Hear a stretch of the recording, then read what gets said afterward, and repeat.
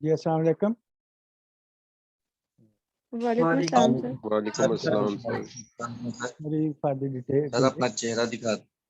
हाँ जी, चेहरा भी दिखा देते हैं। सर सर आपसे एक रिक्वेस्ट करनी थी। जी जी बताएं। जी सर, रिक्वेस्ट थी सर पूरी सर क्लास की तरफ से। ये है कि असाइनमेंट हम चाहते हैं, हमें असाइनमेंट वो मिले जो हम मतलब कि पढ़ चुके हैं पहले, मतलब कि जो नहीं पढ़ा हुआ वो असाइनमेंट नहीं नहीं, मिलनी ये चाहिए। असाइनमेंट्स ये सारी पढ़ चुके हैं बेटे। आप इस तरह ना करें, you are not student of the KG और नर्सरी। आपके जो क्वेश्चन होते हैं, सर, मुझे बड़ी हैरानगी होती है कि जो क्वेश्चन होते हैं, you are now the students of the medical education MBBS। ये अपना पहले ख्याल करें। ये सारी चीज़ें आप पढ़ चुके हैं, जितना भी अब मैंने दिया है, और अब मैं इंपॉर्टेंट क्वेश्चन दे रहा हूँ। तो किताबें ढूंढें, बहुत सी अनसीन चीज़ें बेटे आएंगी अभी आपको। इसलिए इस तरह की जी सर। बातें मत करें जो कि केजी और फर्स्ट ईयर के स्टूडेंट करते हैं। आपने ओके सर।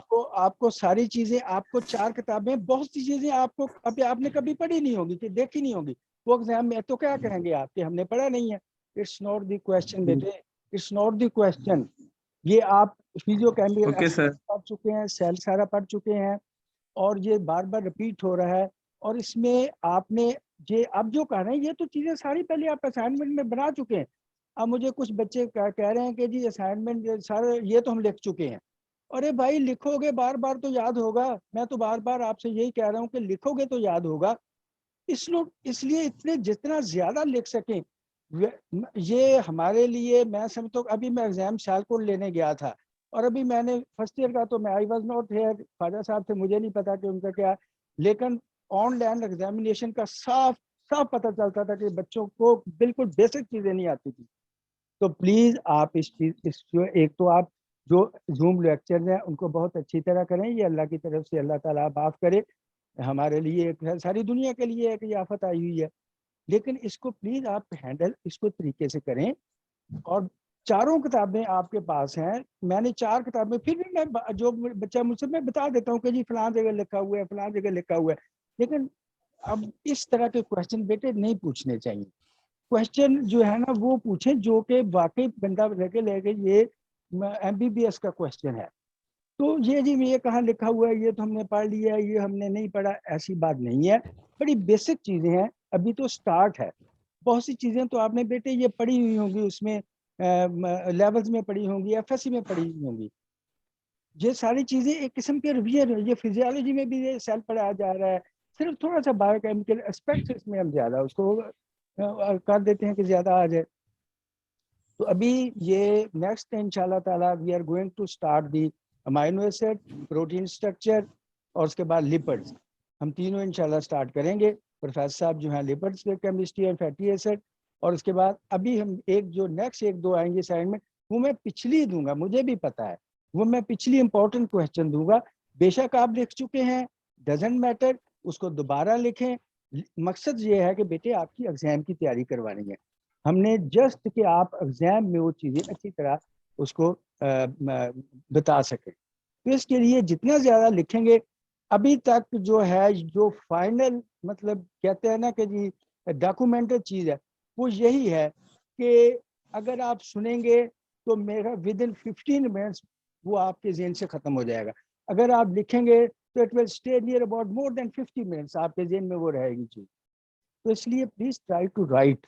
मैं जहाँ भी मैं बार बार आपको कहता था, क्लास में भी कहता हूँ, यहाँ भी आप ये करें कि कोशिश करें कि आप लिखे, जितना ज़्यादा आप लिख सकेंगे उतने। क्योंकि बहुत से बच्चे जो है ना, वो बाद में कहते हैं sir they are near about in the exam, they are near about 27, और कुछ उसमें काफ़ी लंबे क्वेश्चन होते हैं। वो फिर उनको हमने शॉर्ट किस तरह करना है, ये भी मैंने आपको बताया था कि अगर उसका वेटेज उसने हाफ उसका मार्क्स रखा है, तो आपने उसके 3 सफ़े नहीं लिखने। बेशक 3 सफ़े हैं, आपने try to just important points लिखे। और उसने उसके 5 में से 2 नंबर कर दिए, तो आपको बहुत ज़्यादा डिटेल में लिखना पड़ेगा। तो इसलिए ये सारी चीज़ें बेटे आपको जो है ना, प्री के एग्ज़ाम किस तरह देना है, यही यही हम आपको पढ़ाना होता है। और कुछ चीज़ें हम आपको एक्सप्लेन करते हैं कि जो चीज़ें आपको नहीं पता लगता। तो इसलिए प्लीज़ ये बिल्कुल नहीं कहना कि जी हमने पढ़ा हुआ नहीं है। एग्जाम में कोई नहीं मानेगा नहीं पढ़ा हुआ, क्योंकि पूरी बॉडी हमारी है। तो पूरी बॉडी में से जो मर्जी वो पूछ सकते हैं। तो हम कर रहे थे रफ एंडोप्लाज्मिक रेटिकुलम के फंक्शंस हम कर रहे थे, जस्ट उसको देखते हैं फिर दोबारा। तो आपके स्मूथ एंडोप्लाज्मिक और रफ। स्मूथ मैंने बताया था कि अगर रफ ऊपर राइबोसोम्स होंगे तो ठीक है ना, दैट इज दी रफ, इसका मतलब रफ हो जाएगा। अगर स्मूथ होगा तो दैट इज दी। तो स्मूथ को आप इसको याद रखने के कारण कि जो फैट्स एंड लिपिड्स हैं वो स्मूथ से आमतौर पर बनते हैं, और जो रफ हैं वो आमतौर पर प्रोटीन जो है ना वो बनाए। लेकिन प्रोटीन्स के अलावा भी बहुत सी चीज़ें अभी हम पढ़ेंगे कि किस तरह ये बनती है। उसके बाद था कि कुछ ऐसी सिक्रीटी प्रोटीन्स हैं, कुछ आपने पढ़ा था। और उसके बाद फिर ये वहाँ से किस तरह बनती है, सेपरेट फ्रॉम द प्रोटीन, जो फ्री राइबोसोम्स और उसके बाद जो दूसरे राइबोसोम्स हैं जो कि अटैच्ड हैं उससे, और they will go into the cytosol. और जो सिक्रीटी प्रोटीन्स है वहाँ पे एक ट्रांजिशनल फेज होगी, there is a transitional part of the endoplasmic reticulum, तो उसमें जाएगी ये, that will go into that transitional.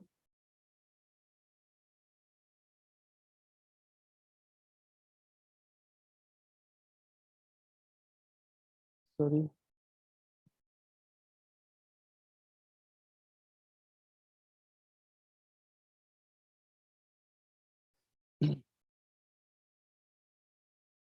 और इसके अलावा प्रोटीन्स के अलावा it is just like membrane factory, different types of membrane. आपको तो मेम्ब्रेन में फास्फोलिपिड भी होता है, इसका मतलब कि प्रोटीन के अलावा they are so forming synthesising the phospholipid भी इसमें दे विल, जो कि क्योंकि उन्होंने प्रोटीन बनानी है, protein then will go to that side. यानी तकरीबन सारी की सारी जो प्रोटीन इस्तेमाल जहाँ जहाँ भी प्रोटीन सेल में, that will be made by the endoplasmic reticulum. तो उसमें फिर ज़ाहिर है फास्फोलिपिड भी आ जाएंगे और प्रोटीन भी आ जाएंगे। Polypeptides grow from the ribosome destined to be membrane protein. They are inserted into the endoplasmic reticulum membrane itself and are anchored there by their hydrophobic. ये तो आपको पता है कि हाइड्रोफोबिक और हाइड्रोफिलिक जिस तरह है, ये तो कोई ऐसी बात नहीं है। उसके बाद Diraphyr also makes its own membrane phospholipids, enzymes built in the ER membrane. ये हम कहते हैं कि जो रफ एंडोप्लाज्मिक रेटिकुलम ये सिर्फ प्रोटीन नहीं बनाता, बल्कि क्योंकि मेम्ब्रेन की फैक्ट्री के तौर पे भी काम करता है, तो इसलिए इसमें फिर क्या होगा कि ये जो उसमें एंजाइम जो बिल्ट इन होंगे, डिफरेंट एंजाइम्स हैं, और उसके बाद जो उसका मेजर पोर्शन है दैट इज दी फास्फोलिपिड्स हैं, वो भी साइटो जहाँ से बनेंगे दे will go into the cytosol. उसके बाद जहाँ जहाँ उन्हें जाना है वहाँ चले जाएंगे। In the form of transport vesicles to other parts of the endomembrane system. ये वेजिकल ट्रांसपोर्ट वेजिकल यानी ये it will be formed in the endoplasmic and ER, और फिर मेम्ब्रेन जो होगी that will go into the vesicle. Then the Golgi apparatus, you can say the Golgi apparatus है shipping and receiving centre. इसमें आप देखेंगे दो अलग अलग सेंटर्स होंगे और दो पोल होंगे, और उसमें एक रिसीव कर रहा होगा और एक, यानी इट इज दे ट्रांसपोर्ट इसने करना है जो मटेरियल सेल में तैयार हो रहा है। Golgi apparatus consist of flattened membrane stacks cisternae.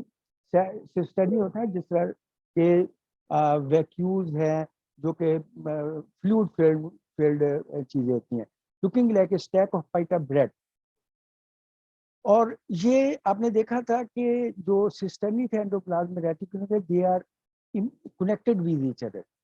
लेकिन जो ये स्टैक्स हैं, जस्ट लाइक जैसे ब्रेड को एक दूसरे के ऊपर पैटा ब्रेड को एक दूसरे के ऊपर रख देते हैं, तो इस तरह ये केक्स टाइप्स होंगे, लेकिन they are not physically connected.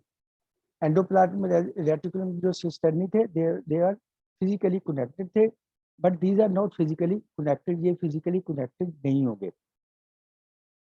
और उसमें यहाँ पे यानी एक सेल में देर में बी हंड्रेड्स एंड थाउजेंड्स, बहुत ज्यादा भी हो सकते हैं according to the needs of the cell. Separate internal, अब ये साइटोसेल ये जो मेम्ब्रेन्स हैं, ये फिर इसका काम है सेपरेट द इंटरनल स्पेस, जो इसकी इंटरनल स्पेस गोल्गी की है वो साइटोसोल से अलग करने के लिए that is these are the membrane जो है इसकी सिस्टर्नल मेम्ब्रेन है that will separates these cisternae from the cytosol. Basically, cytosol को आप कहते हैं cytoplasm of the cell. Vesicles connected in the vicinity of the Golgi apparatus are engaged in the transfer of the material between parts of the Golgi and other surfaces.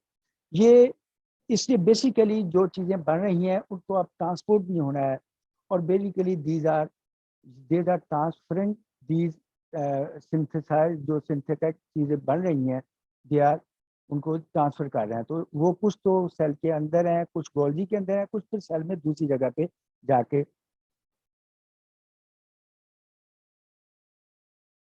इसमें there are सिस और trans, दो poles होंगे, there are two पोल।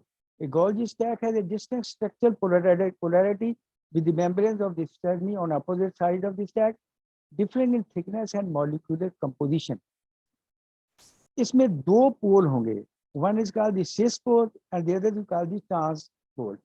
ये आपको diagram में नजर भी आ रहा है कि एक there are two poles of the Golgi stacks. उसमें जो सिस है वो रिसीविंग एंड होगा, और जो ट्रांस है वो उसका शिपिंग डिपार्टमेंट होगा। यानी एक तरफ से चीज़ें शिपिंग होंगी, लोडिंग होगी, और दूसरी तरफ जाएंगी। तो रिसीविंग एंड इसका ट्रांस है, दो पोलर हैं, जिससे इसका काम बेसिकली क्या है कि it will transport the material which is being synthesised in the Golgi. तो जो वहाँ पे बना है मेम्ब्रेन्स है जो बनी है, जो सारे के सारे इससे ट्रांसपोर्ट होंगे।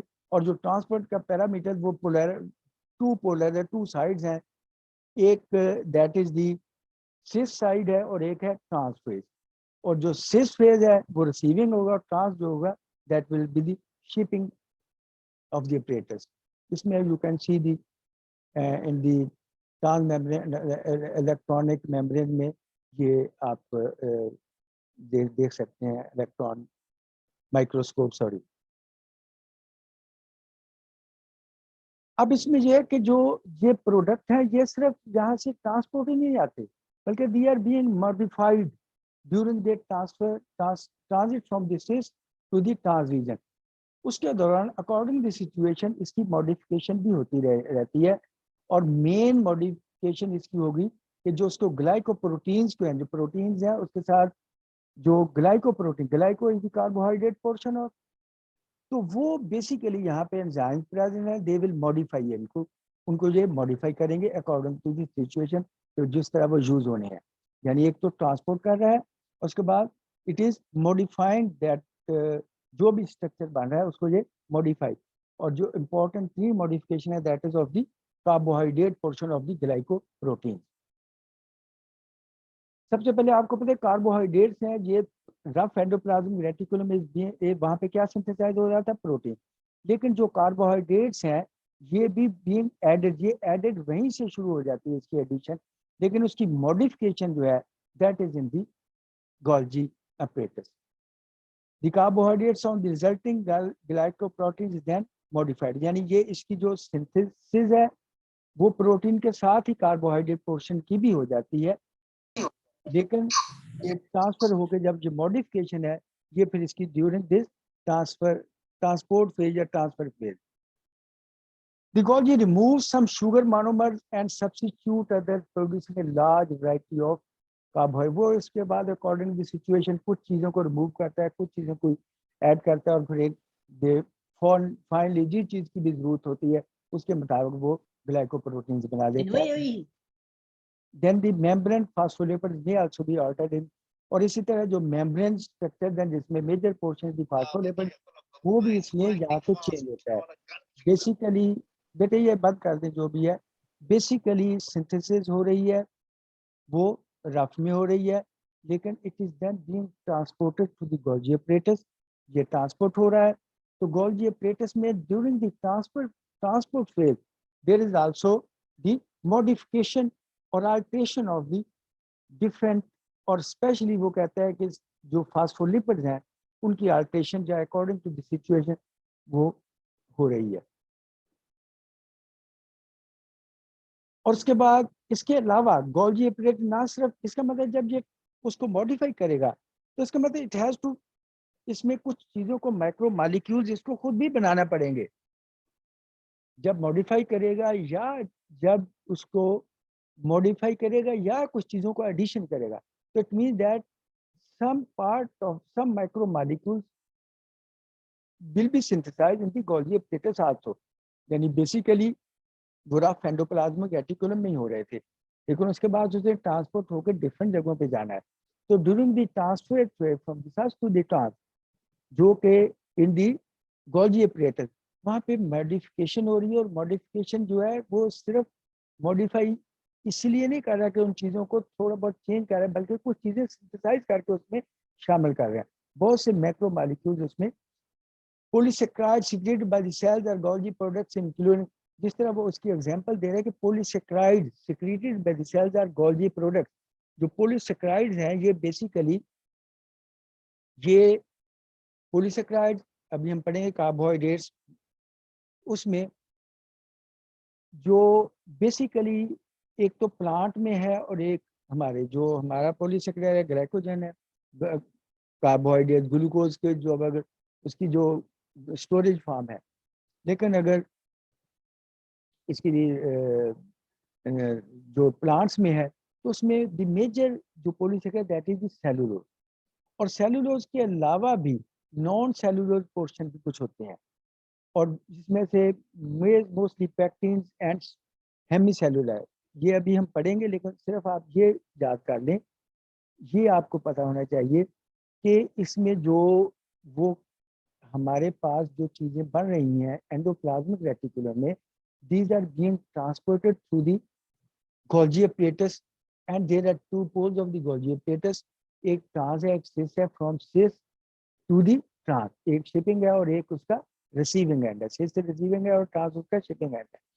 लेकिन during this transport there is the modification, और during it is not only modification, modify नहीं चीज़ हो रही, बल्कि वहाँ पे कुछ चीज़ें बन भी रही हैं। और उसमें जो मेजर एग्जांपल दे रहे हैं पॉलीसेक्राइड्स, कार्बोहाइड्रेट्स ही हैं जो कि नॉन सेलुलोज, बेसिकली तो कार्बोहाइड्रेट जो है that is the cellulose portion in the plant. लेकिन कुछ नॉन सेलुलोज भी पार्ट्स हैं जिसमें पेक्टिन और हेमी सेलुलोज टाइप आ जाते हैं। These are being synthesised in the Golgi apparatus, ये गोल्जी apparatus में ही बन रहे हैं। Like secretory protein, non-protein Golgi products that will be secreted apart from the transphase of the Golgi inside transport vesicle that eventually fuse with the plasma membrane। और इसी तरह ये जो प्रोटीन पार्ट थी और फिर जो नॉन प्रोटीन पार्ट थी, ये ट्रांसपोर्ट होगी थ्रू द Golgi apparatus और that will become fused with the plasma membrane। The Golgi manufactures and refines its products in the stages with different cisterns containing unique genes of enzyme। ये जो हमारे जो different enzymes present in the Golgi, तो वो फिर stages में जिस जगह पे जो एंजाइम होगा that will take part in the manufacturing and modifying that process.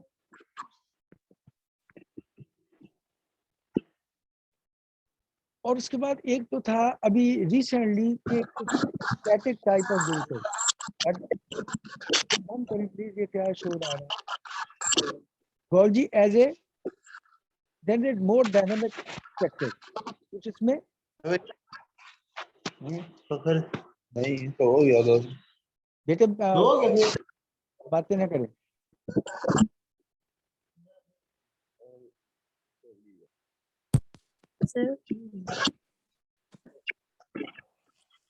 और ये स्टैटिक पोर्शन के था, लेकिन अब that become the dynamic portion of the new model जो गोल्गी का है, dynamic part that is moving from one side to the other, which is dynamic, but there is certain change in it। और इसमें this new model is also called thermal maturation model। जी बेटे Zainab, sir मैं ये बात करना चाह रही थी कि जी, जी। असाइनमेंट की पहले बात वो मैं सुन नहीं जी, सकी इंटरनेट वजह से। तो सर आप ऐसा करें कि जो असाइनमेंट के टॉपिक्स हैं वो कम कर दिया करें, इनके टॉपिक्स ज्यादा होते हैं, फिर हमारे टाइम लिमिट ज्यादा कर दी कि बेटे 2 बात वीक्स में सुने, असाइनमेंट दे दिया जो करें। मैं तो ऑलरेडी बहुत कम बहुत दे रहा लंबी हो हूँ। जाती है। तो देखें बहुत आप लंबा हो मेरी जाता है। बात सुने, मेरी बात सुने। सर हमारे आपने दूसरे बायो भी सब्जेक्ट उसी तरह हमसे पास टाइम करनी है मैनेज जिस नहीं तरह हो पा आपने रहा। एनाटॉमी पास करनी है, जिस तरह आपने फिजियो पास करनी है। तो ये मैं तो ऑलरेडी इसको बड़ा चूज करके तो और सर सोच समझ के देता हूँ, और कुछ बच्चे बहुत अच्छे सर लिखते हैं। काफी लेंथ तो सर काफी आप लेंथी आपके होती है पास फिर पूरा लाइक वीक इट्स होता है, मच पूरा time to write week down. होता है। अगर आप एक टॉपिक 6 क्वेश्चन फर्ज करें, 6 या 7 या 9 क्वेश्चन है, एक क्वेश्चन भी पर डे नो सर, पूरा में आप कर सकते सर हैं। मैनेज नहीं हो रहा, सर हमारी बुक्स बहुत पढ़नी लंबा होती होता है है तो सर, कुछ बहुत नहीं हो मसला रहा। होता देखिए है। भाई बेटे, Like, मैनेज बहुत तो ज्यादा आपको टाइम लग गया करना है, मुझे मैनेज तो समझने में। चीजें खुद बंदा करता है, ठीक है ना। अब मैं ये तो नहीं चाहता कि आप अल्लाह माफ सर करे फिजियो सर में फेल हो बर्डनाइज जाए तो नहीं या करना ना एनाटॉमी में हमने। फेल हो जाए। मैं सर लॉकडाउन भी लगा अपनी हुआ है तरफ से, सर। नहीं बेटे बस बस करें, चुप कर जाएं, क्लास खुलेगी तो बातें कर लेंगे। अभी आप पढ़ें आराम से और पढ़ना शुरू करें। पहले बड़ा टाइम आप लोग जाया कर रहे हैं, इससे ज्यादा कम मैं क्या दूं असाइनमेंट। और ये सारी असाइनमेंट मैंने देखनी है, 20/20 नंबर मिलेंगे आपको असाइनमेंट की क्वालिटी अगर के, आप क्वांटिटी के। मैंने हल्फन कह रहा हूं कि मैंने 20/20 दिए हैं। मैंने अभी जो क्लास गई है, इससे पहले भी पहली क्लास में मैंने सिर्फ 6 या 7 या 10 बच्चों को मिले हैं। और जो ये थी, ये अभी आपके सीनियर, ये इन्होंने दे गॉट 25। और मैं चाहता हूँ कि आप 100% 20 नंबर ले, मुझे कोई इतराज सर नहीं। It's completely up to you तो सर। सर हम रिक्वेस्ट कर रहे थे सिर्फ आपसे कि मतलब देखिए अगर कम हो बेटे, सके तो बात काइंडली सुने, कर दें, रिक्वेस्ट वो करें जो बर्डन कम हो जाएगा। ठीक हो। अब आप रिक्वेस्ट ये करें कि जी हमने नहीं पढ़ना, ये तो कोई रिक्वेस्ट नहीं बेटे। अब अगर आप पढ़े नहीं गई तो कौन एग्जाम जी देगा। बिल्कुल सर। आपने देखें, बात सुने, पढ़ाई की बात, नहीं सर ये बच्चों की बात ना किया सर करें। हमें देखें लगता है कि आपने मतलब टाइम इससे भी गलत वेस्ट ना वे में करें। ले लिए सर। हम देखें कह रहे हैं कि थोड़ा मेरी सा बात सुने, सिलेबस कम कर मेरी दें। बात सुने। अभी हम एक ये दूसरा प्लीज है, पहले नहीं सर करते। मुझे सर नहीं की पता बात कि ये सुनिए पीछे सर। कोई गाने गा रहा है, कोई म्यूट करके चला गया या क्या कर रहा है। तो ये सफर तो यू पीपल विल सफर। इसमें हमें हमें क्या है? हम तो आपको पढ़ा के चले जाएंगे और आप जो लेके भेजेंगे दैट इज योर आउटपुट। साहिल बंद ये कर। जो भी आपने सर लिख के भेजना है, आवाज नहीं आ रही आपकी, सर गाने आ रही हैं। बंद कर दो। बात आ रही है। ये बंद कर दे जिसका भी है। अभी मैं वो MIS को कहूंगा कि जो आपको पता, और फिर इसका भी आपको जो बिहेवियर उसमें नंबर काट जाएंगे आपके। तो प्लीज अगर आपको बंदा बच्चा हो गया आइडेंटिफाई, तो फिर बाद में ना कहे, आपको 100% नंबर काट जाएंगे। हमारे पास सिर्फ इंटरनल असेसमेंट है, तो एक एक नंबर की वैल्यू होती है। सर अभी आप गाने चला सर रहे हैं, जैसे ये ना गा कि रहे हैं, ये तो कोई बात नहीं। सर एक्सक्यूज मी सर, ये काइंडली माइक बंद करवा दीजिए सर। अभी सबके आप माइक बंद कर दें। अभी आप ये पीछे से बंद करें, गाना बंद करें। सर आप काइंडली सबके माइक बंद कर दें। क्या सर आप माइक बंद कर दें sir.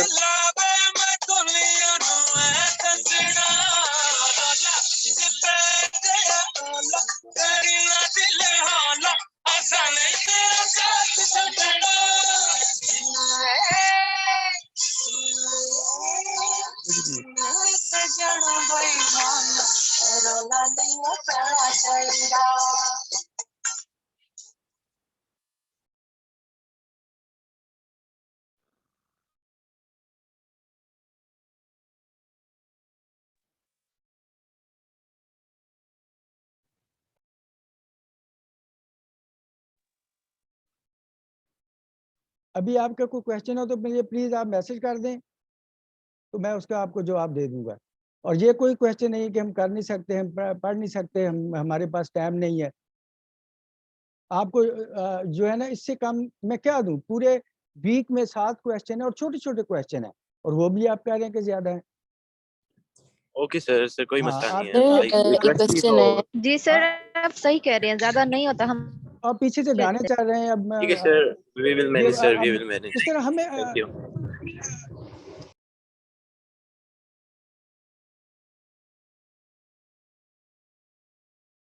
If you have any question तो आप मुझे भेज दें, मैं आप उसका जवाब दे दूंगा।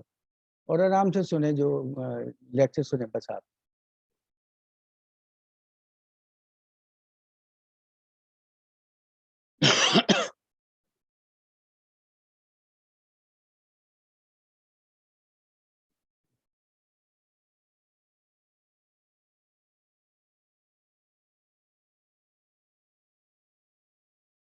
This new model of Golgi, you can call it this is called the cistern maturation model. इसमें they are dynamic in structure or they move forward from this is the transfer phase and carrying and modifying their cargo as they move. Before a Golgi stack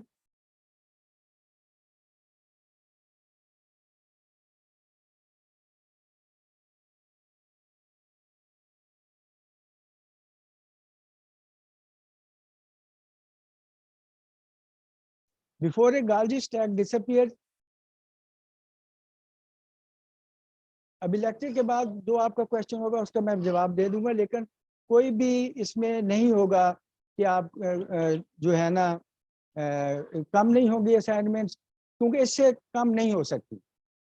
और अगर कोई चीज आपको नहीं पता चलता तो यू कैन आस्क, आप मुझे क्वेश्चन भेज सकते हैं, मैं उसका जवाब भी देता हूँ। जिस बच्चे की क्वेरी आती है मैं उसको जवाब देता हूँ। और आपके पास बुक्स है, मैं बुक्स भी बता देता हूँ कि कहाँ से आपने करना है। तो अव्वल तो सारी चीजें पढ़ी हुई होती हैं। अब हर चीज तो टीचर हर टीचर ने आपको हर क्लास में नहीं पढ़ाना होता, किसी ने कुछ चीज पढ़ानी होती, किसी ने कुछ पढ़ानी होती। बहुत सी चीजें आती हैं जो अनसीन आपको you have to do by yourself, आपको खुद करनी पड़ेगी। तो ये जो हम पढ़ रहे थे गोल्जी स्टैक जो है ना, ये किस तरह ट्रांसफर करते हैं चीज़ों को, यानी चीज़ें मैन्युफैक्चर हुई एंडोप्लाज्मिक रेटिकुलम में मैन्युफैक्चर हुई, फिर उसके बाद फिर दे विल गो इनटू दी, वो ट्रांसफर होंगी। और ये दो देयर आर दी पोलैरिटी, दो टू एंड्स हैं, पोलर हैं। और ये जो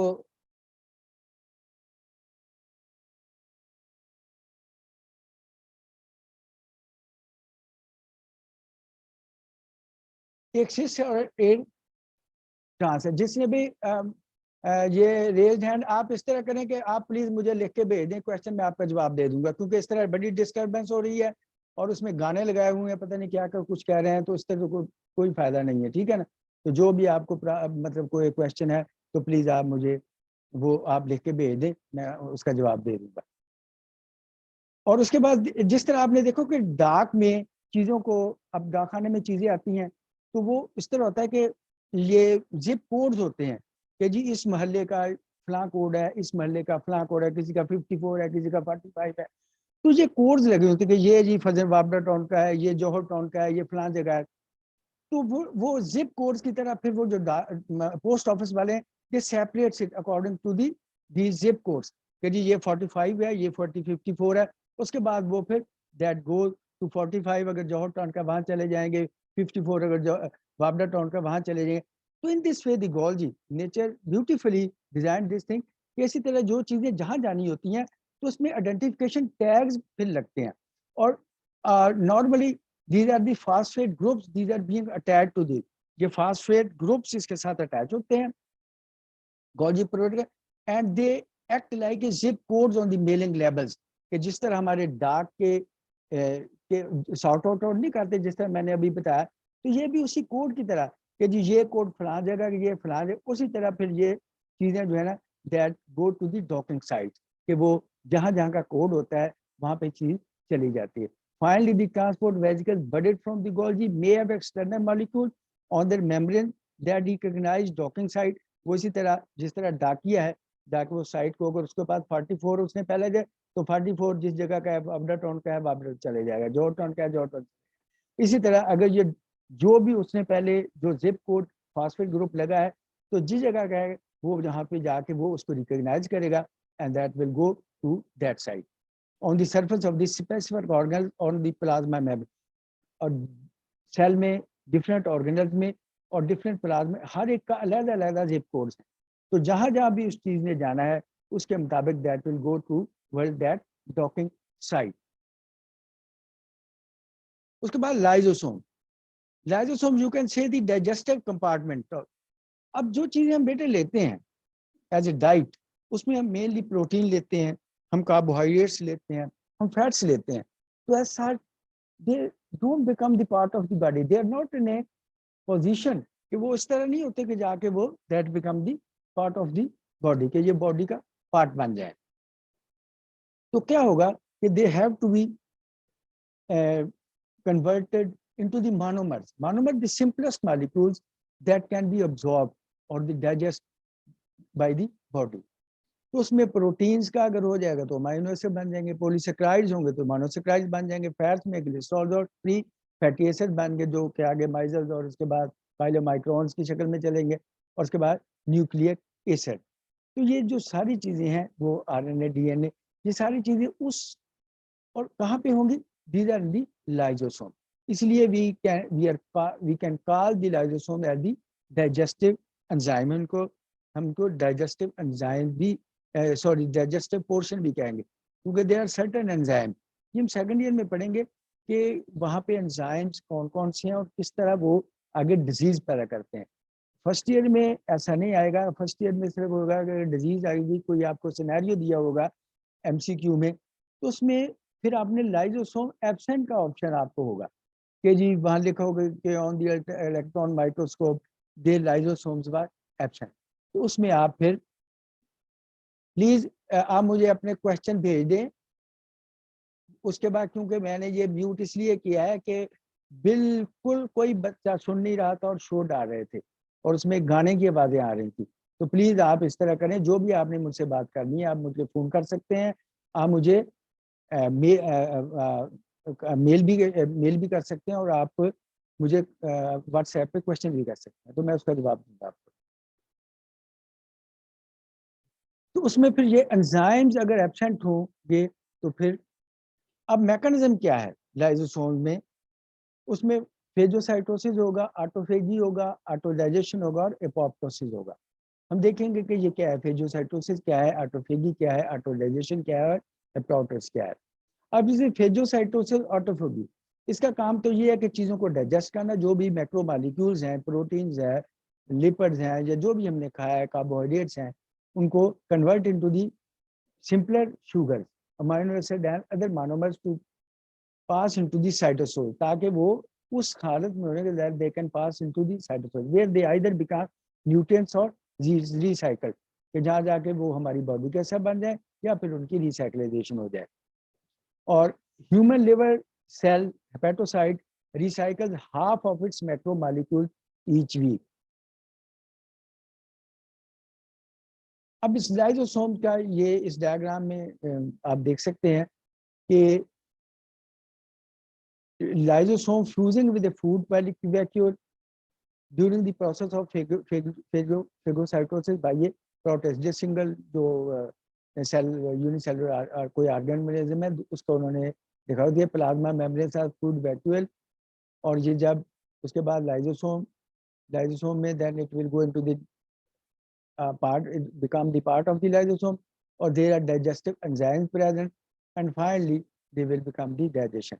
ये देखें कि पहले ये फूड वैलिक्यूल्स है, ये उसके बाद ये उसमें आ गए, उसके बाद एंजाइम्स है, डाइजेस्ट एंजाइम है, इसने इसको डाइजेस्ट किया और फाइनली इस पोजीशन में आ गए कि they can be digested and absorb by the body.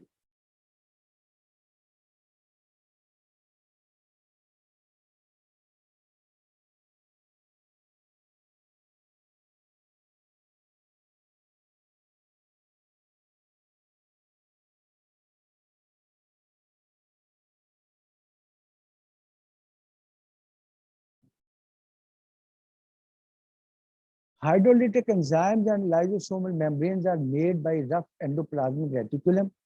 Hydrolytic enzyme, there are certain enzymes in the body जो कि उनका काम होता है कि they react with the water, with the help of the water, वो फिर उसमें जो रिएक्शन होता है उस रिएक्शन की वजह से वो फिर चीज़ें जो है मोनोमर्स में तब्दील होती हैं and that become absorb by the body.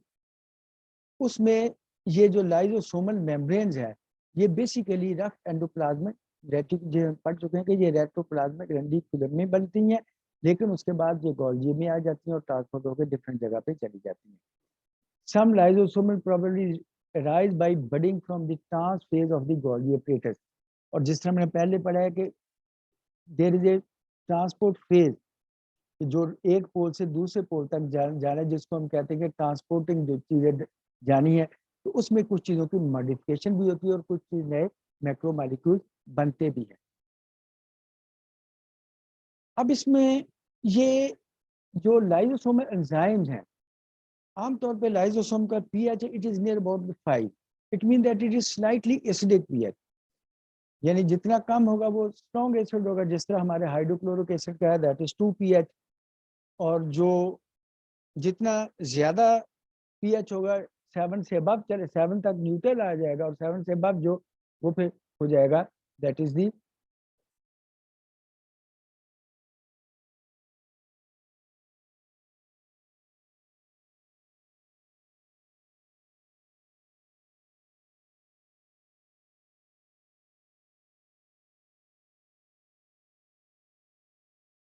अब लाइजोसोम में होता क्या है कि ये, अब देखिए कंपार्टमेंटलाइजेशन, हमने कहा था कि आपस में ये इनकी मेम्ब्रेन की वजह से जो सेपरेशन हो रही है, व्हाट इज सो इम्पोर्टेंट, क्योंकि एक जो ऑर्गेनल है या एक जो पार्ट है फजल लाइजोसोम है, उसमें जो एंजाइम्स हैं they are working at the pH 5 slightly acidic, लेकिन जब साइटोसोल है उसकी pH न्यूट्रल है। इसका मतलब है कि अगर कोई ब्रेक हो जाए, लाइजोसोम थोड़ी बहुत ब्रेकेज हो गए and leak its contents into the cytosol, so they will not work there, they will not be active there, अब वहां पे एक्टिव नहीं होंगे। तो एक्टिविटी क्यों नहीं होगी कि वहां पे उनको वो पीएच नहीं मिलेगी that is being required for their action, जो कि उनको रिक्वायर्ड थी उनकी एक्शन के लिए। और इसलिए जो थोड़ा बहुत होगा वो तो, लेकिन if there is a massive leakage, अगर बहुत ज्यादा लीकेज हो गया तो that can cause the problem, और फिर क्या होगा कि there will be auto digestion of the cell. इसलिए अब देखें कि अगर ये कंपार्टमेंटलाइजेशन ना होती तो इसका मतलब है कि वो लाइजोसोम से बाहर एंजाइम आ जाती है और वहां पे वर्क करते, और फिर there will be the auto digestion of the cell. तो how important is the compartmentalization of the in the cell.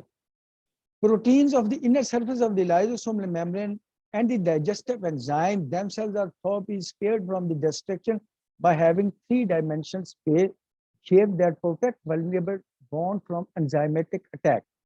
उसके बाद जो उसके कुछ ऐसे हैं कि इनकी शेप कुछ इस तरह की 3 शेप है कि वो फिर उन एंजाइम दे विल नॉट, एक तो उसकी पीएच का हो जाएगा, दूसरा उसकी जो एंजाइम की जो शेप है दैट विल प्रोटेक्ट दैट, वो उसकी शेप भी उसको बचाएगी और उसकी जो पीएच है that will also favour him.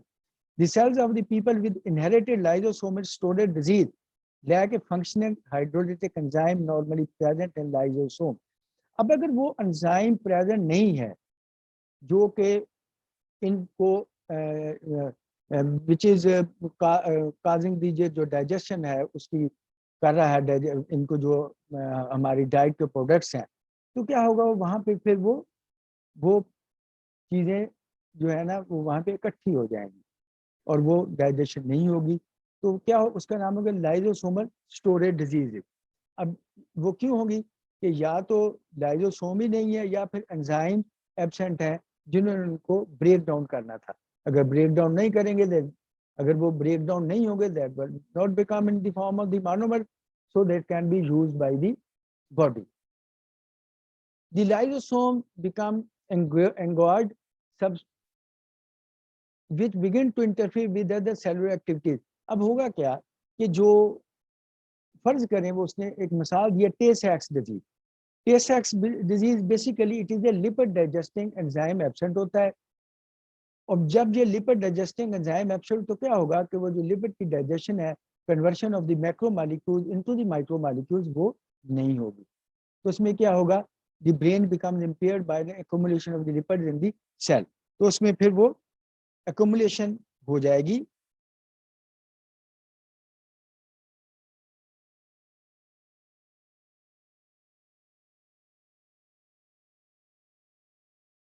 और वो फिर दैट इज द टेस्ट। अब टेस्ट डिजीज ये अक्सर पूछ लेते हैं, तो बेटे आपको इस लेवल पे सिर्फ ये करना चाहिए, ये याद रखना चाहिए कि देयर इज ए मिसिंग और inactivity of a lipid digesting enzyme in the Tay Sachs disease. उसमें फिर क्या होगा कि जो उसकी ब्रेन है वो फिर there is accumulation of the lipid in the cells में, वो लिपिड्स क्योंकि वो मोनोमर्स में तब्दील नहीं हो रहा है, तो इसलिए आमतौर पे तो it is due Tay Sachs disease, it is due to the absence and inactivity of the lipid digesting enzyme. Then the Pompe's disease. अब इसमें जिस तरह वो था कि जी लिपिड डाइजेस्टिंग, ये होगा glycogen, excessive accumulation of glycogen due to the absence of the lysosomal enzyme required for glycogenolysis. Glycogen is the storage form of the glucose in the body. हमारे जो जिस तरह के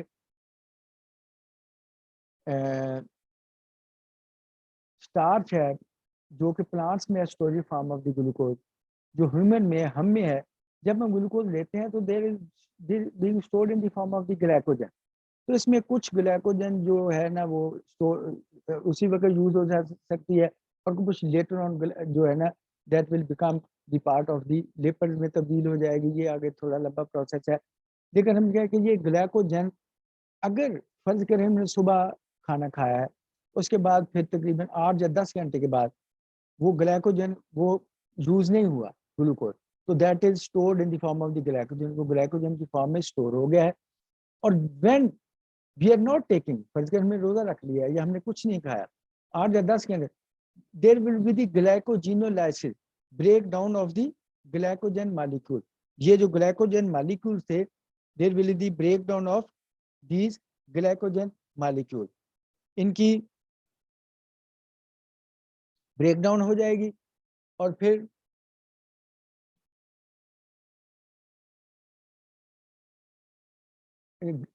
that glycogen will be converted again into the glucose. Glycogenolysis, the breakdown of the glycogen molecule when they are required. They are being stored in the body for emergency purpose when we are not taking the carbohydrate diet. जब हम glucose नहीं ले रहे, तो जो glucose हमने पहले खाया था that is being stored in the form of glycogen, और अगर वो there is a enzyme lysosomal enzyme which is required for the breakdown of the glycogen molecule for the glycogenolysis, अगर वो absent है तो क्या होगा, there will be accumulation of the glycogen, so it is called the Pompe's disease and liver will damage become. Lysosomal diseases are rare in the general population, ये क्योंकि genetic problems की वजह होती है, so these are very much, but they can be. Then the vacuoles.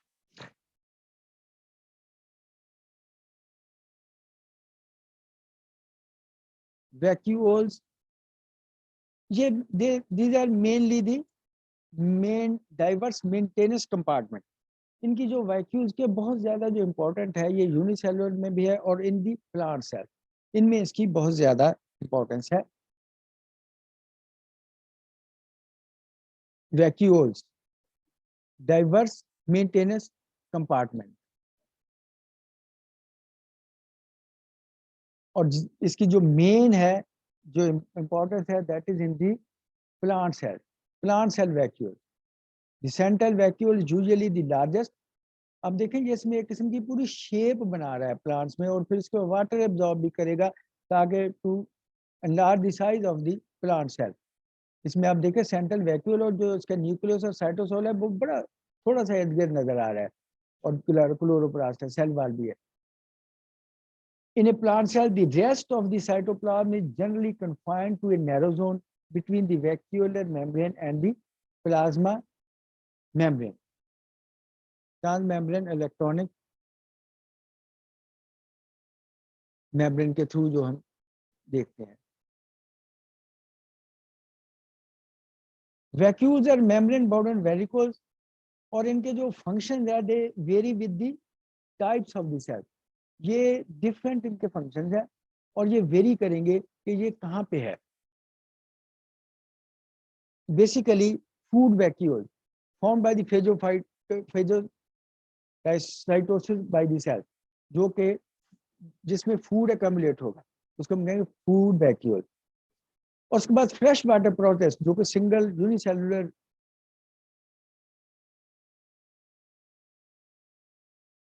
Unicellular जो हमारे पास है जिसको हम प्रोटिस्ट कहते हैं, बैक्टीरिया कहते हैं, उसमें दे रहे कॉन्ट्रैक्टाइल वैक्यूल्स जो कि कॉन्ट्रैक्ट होंगे और they will pump the excess water out of the cell, और फिर वो क्या करेंगे, पानी निकालेंगे। अब देखें एक तो फीड वैक्यूल्स हैं, तो इसके बाद in unicellular there are the pump, they provide for performing the function of the pumps, they are pumping out the excess water out of the cell, thereby maintaining a suitable concentration of ions and molecules inside the cell.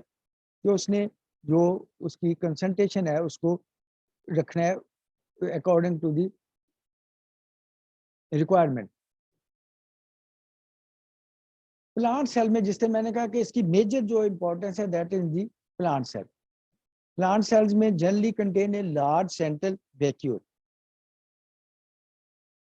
Adeel ये इसकी attendance बेटे share कर देना है, इसको group में share कर देना। देखिए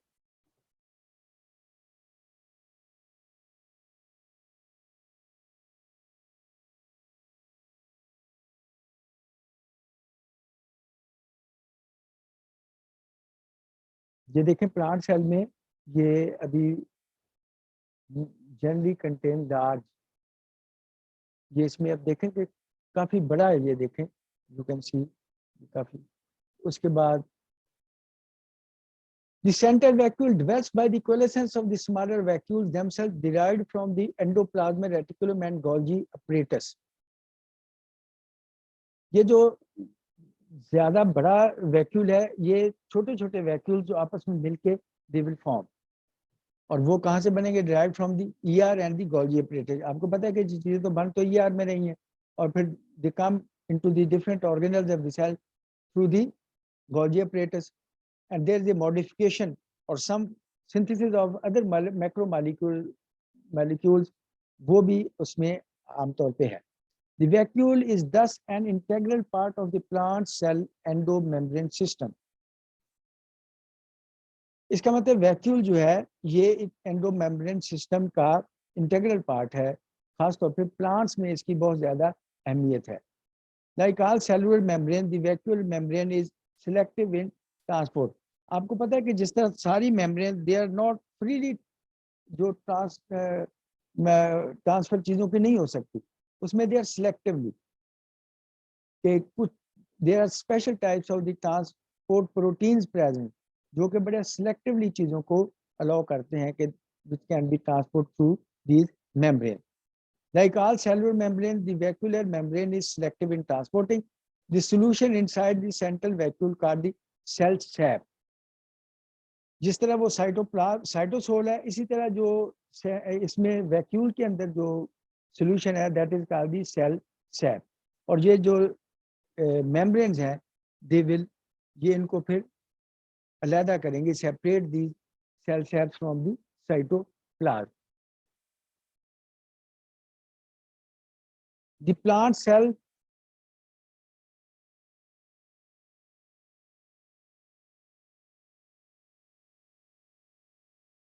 the plant compartment can hold reserves of the important organic compounds such as proteins in the vacuoles of the storage cells in seeds। It is also the plant cell main repository of the inorganic such as the potassium chloride। जिस तरह मैंने कहा कि plants में इनकी जो है ना बहुत ज्यादा वैल्यू है।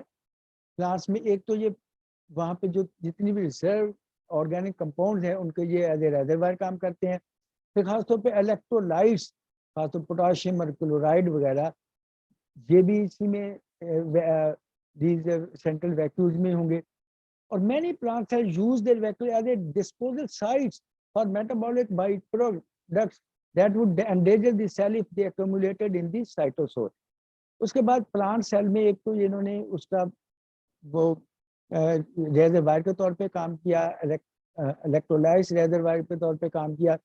इसके अलावा ये डिस्पोजल साइट्स के तौर पे भी काम करते हैं कि बहुत सी जो मेटाबॉलिक बाई प्रोडक्ट हैं which are not required by the cell, जो कि they can be dangerous for the body, they can be dangerous for the cell, they are being accumulated, वो इसमें आके एक्यूमुलेट हो जाती हैं इन दी वैक्यूल ताकि they can be laterally dispose of, दूध जाके बाद में उनको डिस्पोज ऑफ किया जा सके। Some vacuoles contain pigments that color the cells, such as the red and blue pigments of the petals that help attract pollinating insect to flower। उसके बाद आपने देखा कि डिफरेंट जो हमारे पास स्ट्रक्चर्स हैं, खास तौर पे प्लांट्स में colours, you can see the colour, तो these are due to the pigments which are present in the vacuoles of the cells of these plants. जो आपको कलर्स नजर आ रहे हैं, तो nature has provided these colour कि जो that will attract the insects, वो कलर जो कलर्स हैं उनकी वजह से इंसेक्ट्स जो है ना that will it will interact the insects, वो आएंगे और यहाँ से लेके फिर वो पोलिनेशन के तौर पे काम करेंगे। एक फूल से उठ पे दूसरे फूल पे जाएगा और दे विल दी पोलिनेशन के तौर पे काम करेंगे insects flower. Vacuoles may also help protect the plant against predators by containing compounds that are poisonous or unpalatable or animal। उसके बाद इसका एक और काम है कि they are providing the protection to the plants. उसमें क्या है कि बहुत सी ऐसी चीजें होती हैं दीज आर पॉइजनस, के जो आके कुछ ऐसे इंसेक्ट्स हैं जो कि पॉइजनस हैं, तो इसमें फिर अल्लाह ताला ने कैसी प्रोटेक्शन रखी हुई है कि वो जो उन कीड़ों के लिए जो कि दीज आर जो कि इनको तबाह कर, उनके लिए इसमें पॉइजन या इस तरह की वो स्मेल्स आ जाएगी कि वो इसको नहीं खाएंगे। तो इसका मतलब they are also providing the protective function. The vacuole has a major role in the growth of the plant. जिस तरह अभी देखा कि प्लांट सेल में ये काफी ज्यादा बड़ा ग्रोथ के तौर पे, क्योंकि ये मेन जो सेल है, it is major part of this plant cell which enlarges as their vacuoles absorb water, enabling the cell to become larger with a minimal investment in new cytoplasm। तो ये क्या कि ये पानी वाटर एब्जॉर्ब करेगा और उसके बाद फिर ये the cytosol often occupies only a thin layer by between the central vacuole and the plasma membrane, so the ratio of a plasma membrane surface to cytosol volume is great even of a large plant। ये अपने plant cell दोबारा आप देखें तो इसमें आप देखें कि वैक्यूल बहुत ज्यादा नजर आएगा आपको, और उसके बाद जो उसकी साइटोसोल है वो और न्यूक्लियस है वो आपको बहुत कम, सेल वाल वो बहुत कम नजर आएगा। तो in this way it is going to increase दी।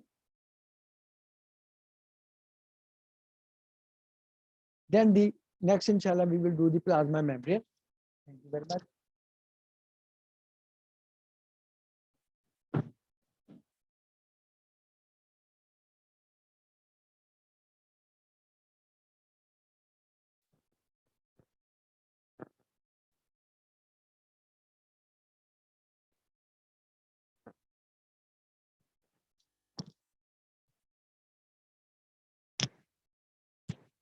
ठीक है जी, थैंक यू वेरी मच।